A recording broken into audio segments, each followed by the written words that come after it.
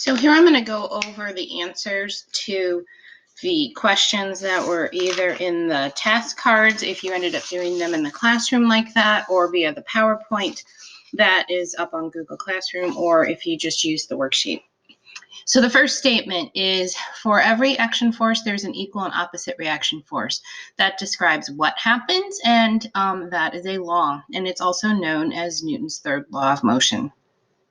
Number 2, matter is believed to be composed of discrete units called atoms. That is a theory. That's how are we describing what they're comprised of and why that is. That's the atomic theory. Number 3, this blank proposes a complex mechanism describing how a celestial body such as Earth or a star generates a magnetic field. That's why. So how it generates a magnetic field, or why, that's called the dynamo theory. Number 4, you should recognize this. The universe began almost 14 billion years ago with a massive expansion event. At the time, the universe was confined to a single point encompassing all of the universe's matter. That original movement continues today as the universe keeps expanding outward, known as the Big Bang theory, and answering why. Number 5, F equals ma. It's an equation, so it's definitely a law. That is Newton's second law of motion. Number 6, phenotypic traits can be passed from generation to generation through genes, which can keep their ability to be expressed while not always appearing in a descending generation. That is why traits are passed, and that is a theory. It is particulate inheritance theory, so the inheritance of genes. Number 7, a blank assumes that molecules are very small relative to the distance between molecules. The molecules are in constant rapid motion.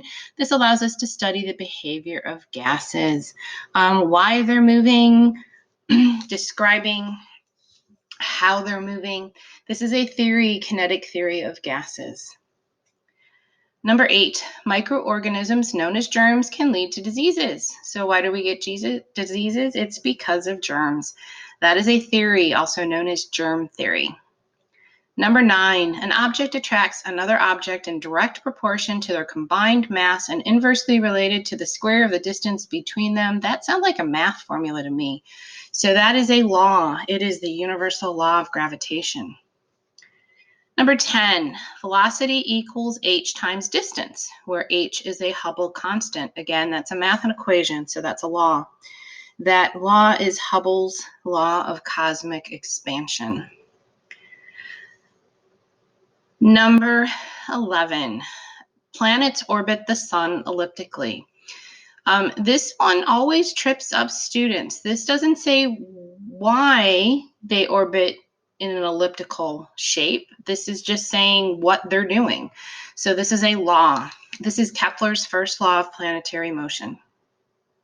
Number 12, a line connecting a planet to the sun covers an equal area over periods of time. Oh, that is also describing what happens. And this is a law. This is Kepler's second law of planetary motion. Number 13, F equals G times M1, M2 divided by R squared. That is definitely a math equation, so it is a law. That is universal law of gravitation. Number 14, species change gradually over time. This change happens under the influence of the environment and selection pressures. The species best adapted to their environment are the ones likely to do better. This describes why species change over time. So this is a theory. This is the theory of evolution and natural selection. Number 15, an object in motion stays in motion at a constant velocity, and an object at rest stays at rest unless acted on by an unbalanced force. This describes what happens to the object, not why. So this is a law. This is Newton's first law of motion. And finally, number 16, living organisms are made up of cells. Cells are the basic structural organization unit of all organisms, and all cells come from pre-existing cells. So why do we have cells, and why do they make up things? This is a theory. This is known as cell theory. So I'm guessing you've heard of many of these and maybe have studied some of these in the past, and we'll definitely be studying a number of these laws here in this class. I do not expect you to know what the laws and theories are known as. I'm just providing that information just so you have some idea of where they came from, because some of them I know that you've heard of, but I do expect you to be able to identify each of these being a law or a theory. So the other homework you had was to answer question 27 in your textbook, which stated, what is probably being misunderstood by a person who says, but that's only a scientific theory? So what's probably being misunderstood is the difference between a theory and a hypothesis. So in the common usage of English speaking, the word theory tends to mean a guess or a hypothesis, something that's tentative or speculative or you're really unsure of. But in science, a theory is a synthesis of a large body of information that has been tested and validated, such as cell theory or quantum theory. And the value of its theory is in that it's useful, not in its absolute truth. So it allows you to explain why something might be occurring, and it is supported by a lot of information. So theory in common speak is very different than a scientific theory.